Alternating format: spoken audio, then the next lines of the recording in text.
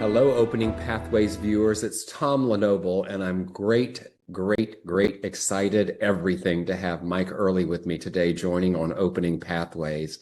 Mike, welcome. Hello, Tom Lenoble. How are you today? I'm terrific. So Mike is the founder, managing partner actually, of Lumity, and also the CEO and founder of FinParency. Yes, FinParency. Say it for me. There's a lot of controversy over that name, I promise you, but FinParency, yes. FinParency. Yes, that was a hard one to get out for me this morning. So Mike, tell us, I want to know a little bit about you, your company, but here's what I really want to know. What sparked your idea to get it going? Ah, well, which one? I was not the founder of Lumity. I love Lumity though. So Tell I us can about talk it. about that all day long. But in fact, I will start there and then I'll tell you all about FinParency because I know you're like, I'd like the 45-minute version of FinParency. That would be the best. Yeah. Not on a So 30-minute podcast. No. So Lumity is a digital brokerage firm. So if you are a small business employer and you offer employee benefits to your employees, you need help. And often you need an extension of your own HR department. If you even have an HR person, you need an extension of that. And often cases anymore, HR doesn't come from a place of understanding benefits. Normal HR individuals and career individuals understand comp and talent, but they don't understand benefits. So our team comes in, we're an extension of your HR team. We run everything for benefits themselves. So picking the benefits, helping you lead those benefits, negotiating with the carriers, giving your employees a place to find 24/7 support, and throughout the course of the year, just use the benefits in the way they are meant to be used. So that's Lumity, and really proud of that business. It has a heavy focus on tech companies in San Francisco and New York, but we're quickly learning that all kinds of verticals need this help across the country. Yes, yes. All I can think of right now, Mike, is where were you when I needed you? This is so true in small business that if you're doing HR, sometimes it's with a band-aid at best in a small business. And It's hard. this type of area is so complicated for people to understand unless you really dig into it. So I'm glad you're here to help people with it. It's really needed. Thank you, Tom. And FinParency, oh, here we go. FinParency is a two-sided marketplace between investors, PE and family offices, and the small business owners. So I like to believe if you're between about 1 and 30 million in annual revenue, regardless of the vertical you're in, and there's several million of those businesses in the United States, you don't know what your next step is. So my favorite example is Mike's Muffler Shops. Mike's Muffler Shops is 25 million in top line. Mike has been running his muffler shop industry and empire for 20, 25 years, 30 years, whatever number you want to pick. And Mike's kids want to be Instagram influencers. They don't want to run Mike's Muffler Shops. And he's 63 and he wants to retire. So he's thinking, I've made enough and I've saved enough. I'm just going to shut the business down. So I'm trying to prevent that. Moreover, not only am I trying to convince Mike not to shut his business down, and if you think this is false, this is happening across the country right now. This is happening. Business owners are just saying, I'm very comfortable with the lifestyle I've had. I've saved enough money. I'm shutting my business down, which is a tragedy for us. So instead of that, I'm trying to argue, don't shut your business down. And moreover, let's get you to investment grade. And using FinParency, we're going to make that through the technology very simple and easy, and then surround that with folks that can come on in and help out. And if we determine that through the technology you need an investment banker to do so, we'll bring in an investment banker, and that's the kind of business we're in. So I got the idea for this, Tom, because I was running a company. By the way, was that boring? You want me to stop for No, a minute? no, We no. need a natural Here's the thing pause. no, here's the thing I noticed, Mike. I can tell you're excited about both of these I companies. am. And but Mike's muffler shops get you excited. I'm wondering if you ever wanted to have a muffler shop or something. You seem to look Yes. really engaged in that example. I should go buy a muffler shop. Why haven't I not had a muffler shop? So I just reflect on the tragedy of it all, where and this sounds really almost arrogant, but Mike and Mike's muffler shops might have $10 million saved up. And Mike might think, this is great. And it is great. He earned it. However, the family could actually have 30 million and they're leaving that on the table. And so it's really happening in the United States because of the silver tsunami. Our age group, we are starting to get to a point where we say, I want to do the work, but I don't want to do it every day. I want to do my kind of different work. Yeah. And so who else is going to come in to take the business? And when they don't see immediately someone right there, they move on. And ironically, Tom, you have private equity groups and family offices and investors with so much cash in the sidelines, they don't know where to put the money. They're trying to do roll ups. And so, what gave me the idea for this is I was the CEO of a tech company for 3 years. I received 281 phone calls. 281. I know that because I kept a list. I'm really hoping somebody tries to call BS on me, and I'm going to show them this list. 281 private equity groups and family offices called me, and they were just so interested in trying to get into a business. And what I learned, it doesn't matter if it's HVAC or dry cleaners or car washes or a tech company. There is so much happening right now in transaction land, and unfortunately, so much not happening, and it needs to. Yes. I want to take us back for a few minutes. Oh, this is good. Here's what I want to know about. I hear all about what you're doing and some of the things you've done, and I know there's got to be a backstory here. So I want to know what it is. I want to know who was the inspiration, who was the role model for Mm. Mike in your very young days that put you on a trajectory to do all these things you're doing. Maybe not the exact businesses, but this energy I feel from you. Who was that? Well, okay, you and I did not rehearse these questions. You told me we'd have fun in this podcast, and here we are, and we're having fun. So, without having the advance notice on this question, here's my immediate answer. I won the lottery twice, maybe 3 times. I won the lottery 3 times. How about that? I won the lottery because I was born in the United States. You just win the lottery if you're born in the United States. Yes. Okay. And only 4% of the people on this planet get that lottery win.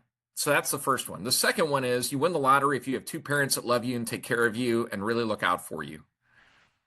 And I had that. And that is the immediate answer that I have is that second lottery win. And I have two parents. My dad has passed. He'd be 91. My mother is 89. She's 89. And she's so freaking brilliant. It's unbelievable. She scares me for 89. So I have two parents that are extremely inspirational people. And my dad was a colonel in the Marine Corps and ran his own little company. It had ups and downs, but he did that for a long time. And it just, you could not have two better parents. And being born in the United States where you're allowed to fail and come back and do something else, Yes. that is not normal. If you fail in a different country, you are just a failure. You fail in the United States, you get the old pat on the back. Good job. Go get another one. And that's awesome. I think the third lottery win I had was my wife. Which I don't like to believe is a lottery win. I view that as I worked hard for that one. So, but just you have a good match in life, and somehow that really, really helps. So those three things I would argue have contributed the most in my life. Thank you. Thank you. I love this. So tell me this. What personal values have guided you from the start? My religion, I'm spiritual, I believe in God. So that is a big part of my life. But I'm not the person that goes around and knocking on people's doors to believe in God. I'm very private about it until I'm asked on a podcast like right now. It's a big part of my life, my family. And what really ultimately guides me, I think, is just, I don't know, meeting new people and helping people.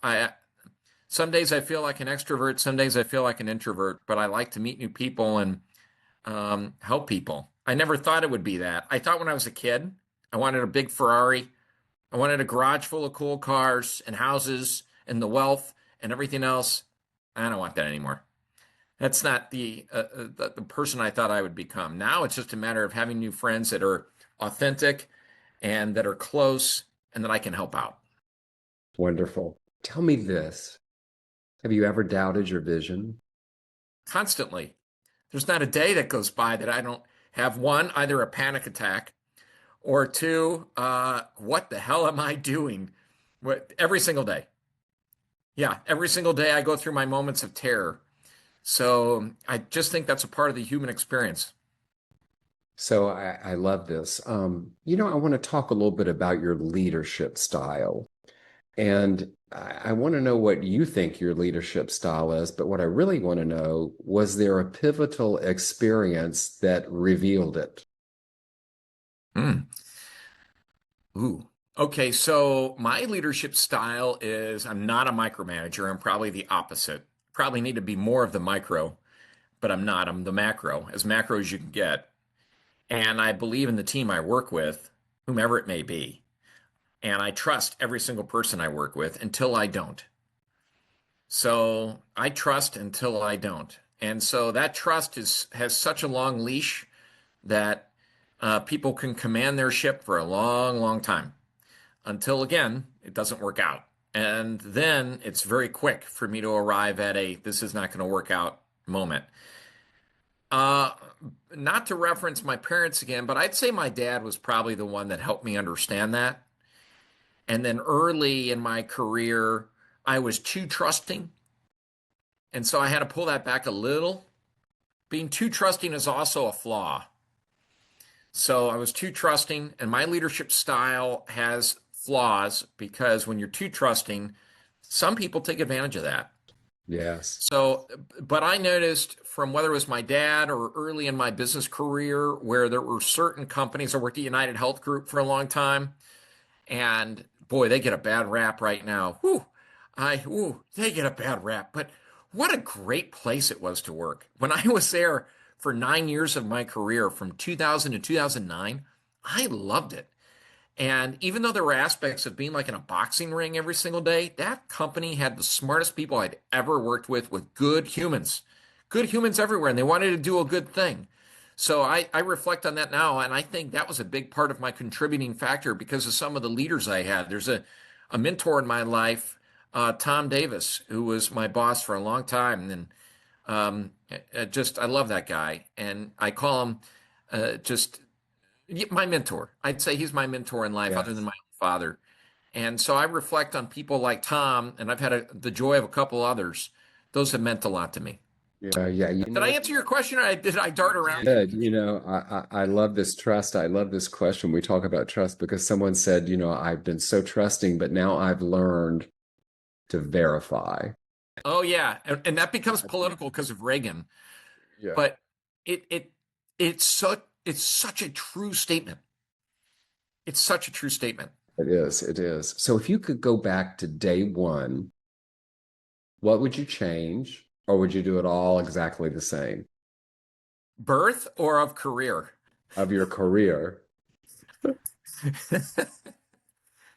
I left United Health Group too soon. I always laugh. I left too soon. I was stupid and arrogant.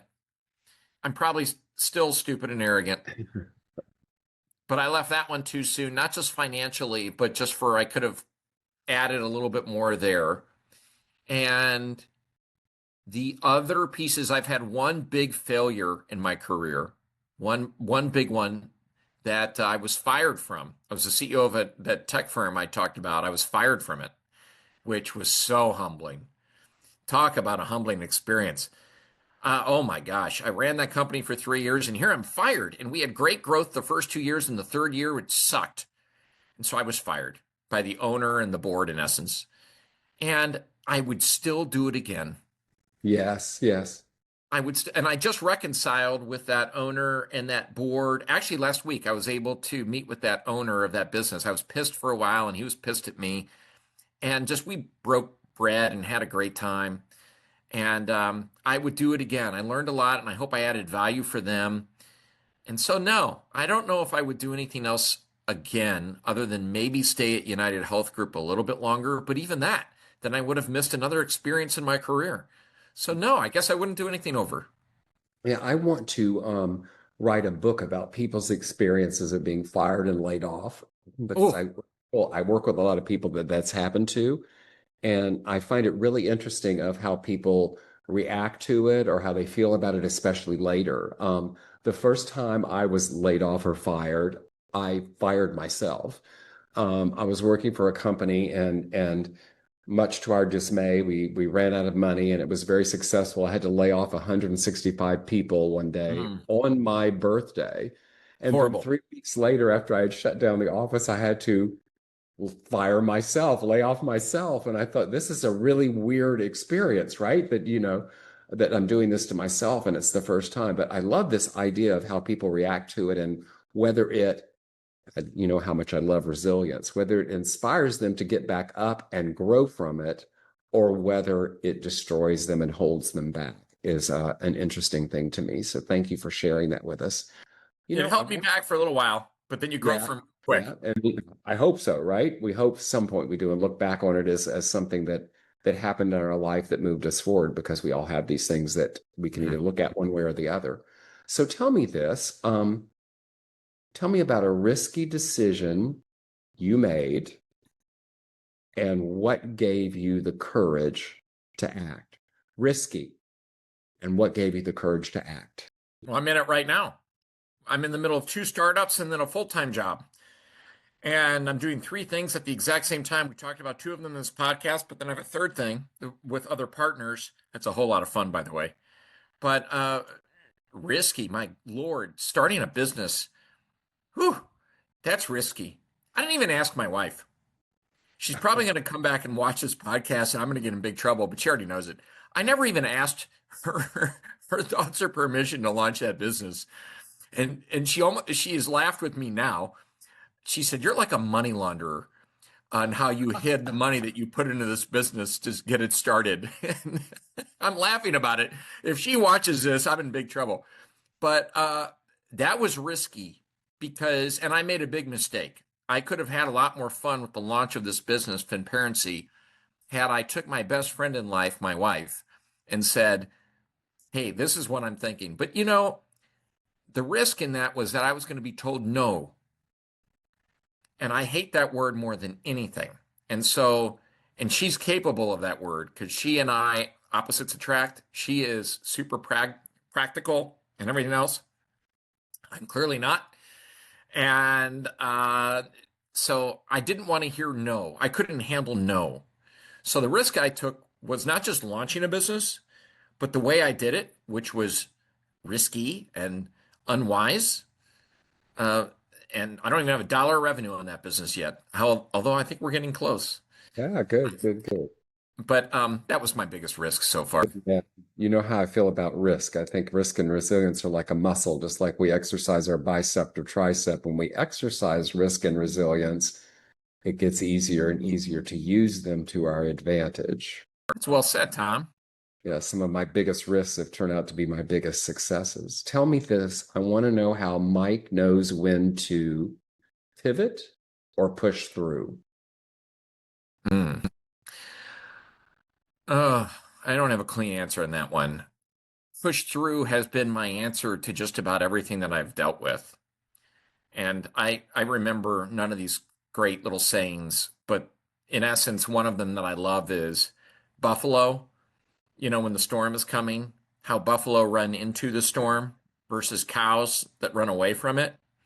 I didn't understand that for a while, but now the whole philosophy being if they run into it and they run through it, they'll be through it faster than the cow that's just running for a long time and the storm still chases them. And they literally do this as a species. Buffalo go right into a storm in bad weather. So that has been my norm.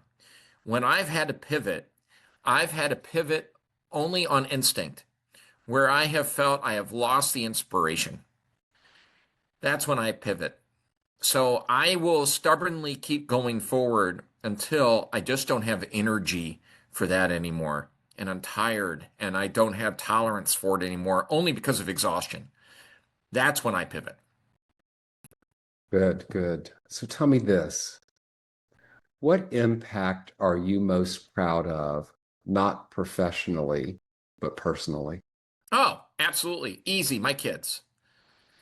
I have two kids. One is a freshman at Auburn, and the other's a sophomore in high school, and they're absolutely fabulous kids. Probably because of my wife. Not even probably, I know that. But they're fabulous, just fabulous kids.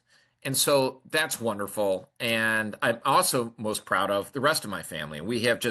I have siblings and my parents who I've cited a couple times in this, and this whole group of cousins. Oh my gosh, I have this. My dad was a twin, and that side of the family had a gazillion kids. We had a few, but they had a gazillion. And so you go to a family reunion and they're just the best people. So just any impact with my family, that's my most proud thing.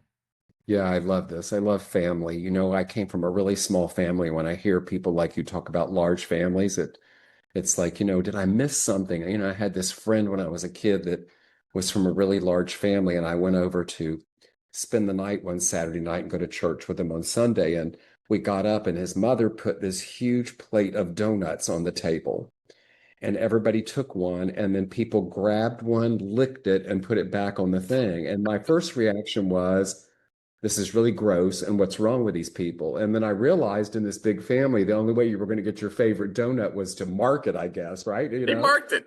And we had to figure out who we were going to give the donuts to. So it's funny. So tell me this, Mike. How do you define success beyond metrics? Yeah. I used to think it was just the dollar bill. What's that number? I don't think so. The favorite thing I've heard now is how many people go to your funeral. And now I say that if you lived 110 years old, there's no one left to go to your funeral because everybody you knew is not going to show up. So maybe that's not fair. But if you're by yourself and you die at 72 and no one goes to your funeral, not that you can go back and count the people in the room, something probably went wrong. And that would be, in my mind, success. And I'm not getting political here, but just look at what happened in the last few weeks in the United States with Charlie Kirk.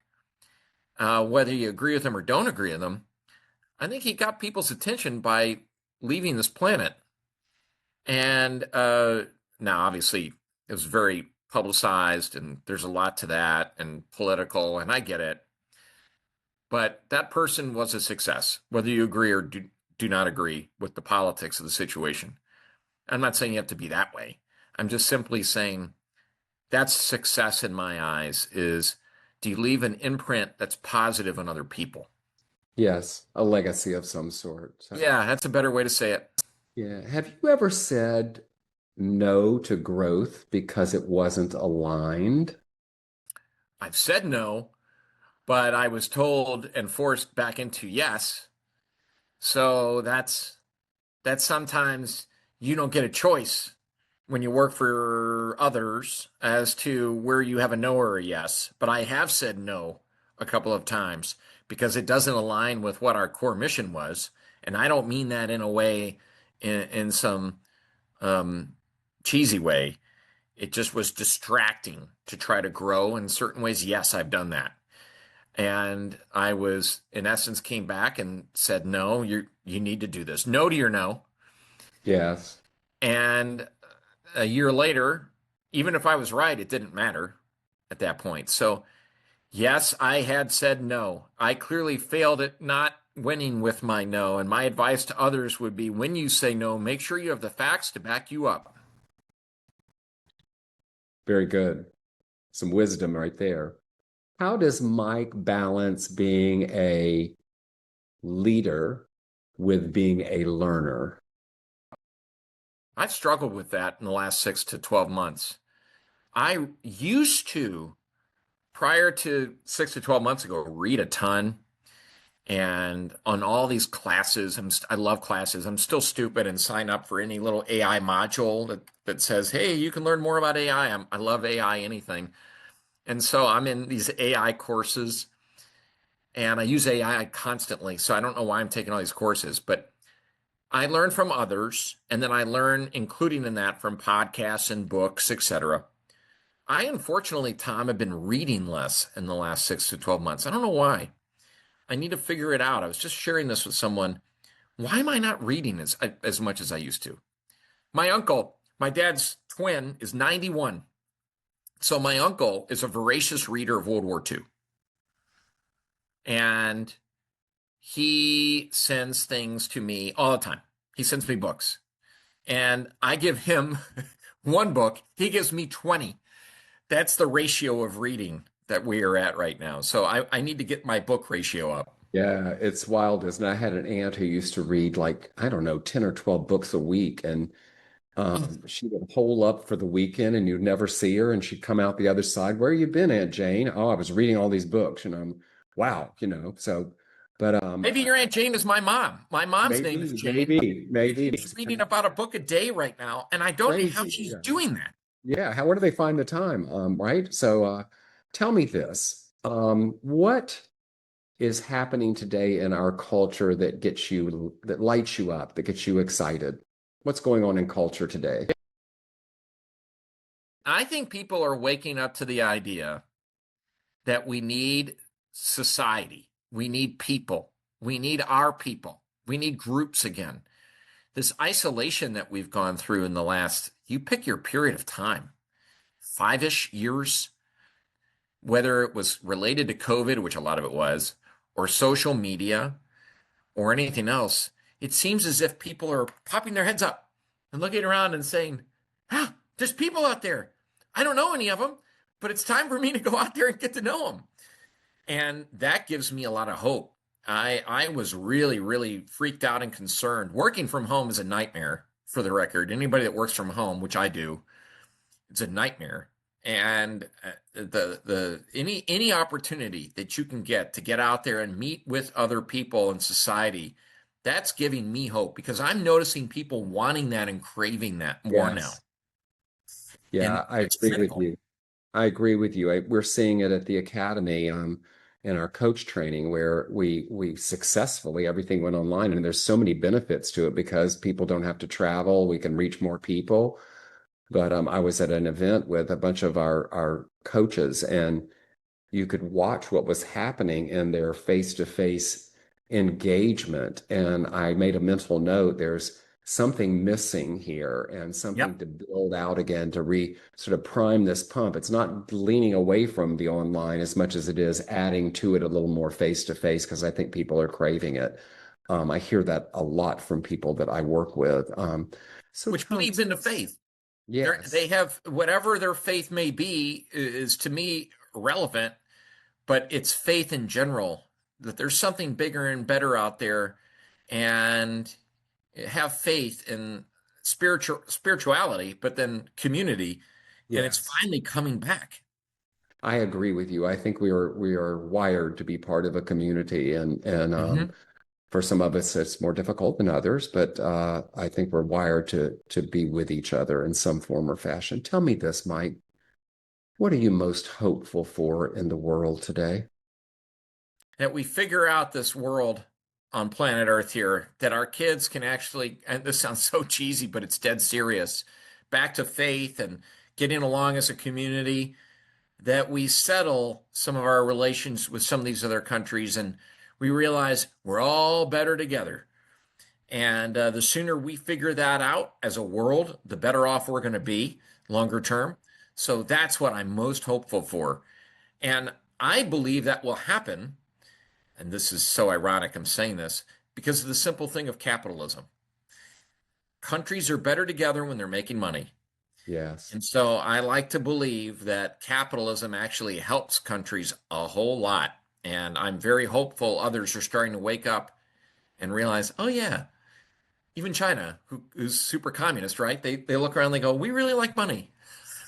Yeah, yeah. We could They're use a little. capitalists. We could use a little unity. I think Unity. that, yeah, a little unity would be helpful right now. So tell me this. Actually, for our viewers, I have a lot of people that watch this podcast that are thinking about starting on a journey of being a founder or moving to something new. And when you look back and you've learned a lot, what wisdom would you share with somebody that was just getting started and wanting to go out on their own and blaze a trail? Mm. Well, the fear of failure is ever present, and it's real because of some huge percentage of businesses that fail. So I get what I'm about to say is hypocritical, but go faster, Go sooner. Don't wait. That's what I would say. Don't Thank you. wait. I have one final question for you before we close today. If your younger self were watching this podcast, what would you tell him? Again, don't wait. Go faster. Do what you need to do when you want to do it faster because you only have a limited amount of time. Thank you, Mike. This has been great. We may have to do a part 2 one day. I'd love Uh, that, Tom. That'd be fun. please I didn't share get with. to ask you enough questions. So I Yeah, would yeah, like, yeah. I did one of these where I asked people said that to me, so I finally did one. If you look it up, where I interviewed myself, it was kind of an interesting experience. So please tell the viewers where they can find you, about your business, how they can find you, Mike. the best would be LinkedIn. Go to LinkedIn. Mike, last name is Early, but spelled Ehrle. That would be the cleanest, best way to reach out to me, and then we can go from there. Terrific. Thank you for being on Opening Pathways. Thanks for having me, Tom. I enjoyed the conversation greatly. Thank you. And to my viewers, this is Tom Lenoble with Opening Pathways, and I'll see you next time.